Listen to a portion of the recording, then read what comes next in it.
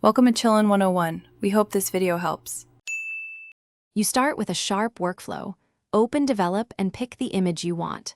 First, enable lens corrections to remove distortion and chromatic aberration. This clears artifacts that mask detail. Make a virtual copy so you can compare before and after. Next, choose the correct camera calibration profile so Lightroom interprets color and detail faithfully. Once done, zoom to 1 for true preview, and make sure you're viewing the same area while you apply sharpening. Don't work at a low zoom level. Now sharpen using the detail panel. Increase amount to around 50-70 to introduce edge contrast without halos.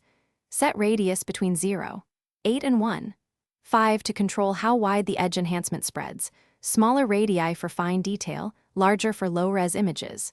Boost detail to bring out texture. Push higher for landscapes, lower for portraits.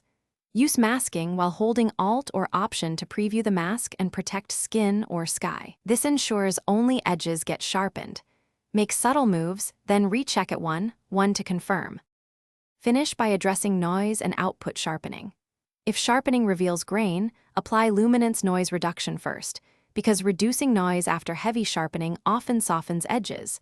Balance both until detail is preserved. For selective enhancement, use a local adjustment brush and raise sharpness between +25 and +70 only where needed. Finally, choose an export sharpening preset, screen or matte/gloss depending on destination. If you see halos, reduce radius or amount, or increase masking. That fixes most common sharpening issues. Thanks for watching. Consider subscribing if we helped you.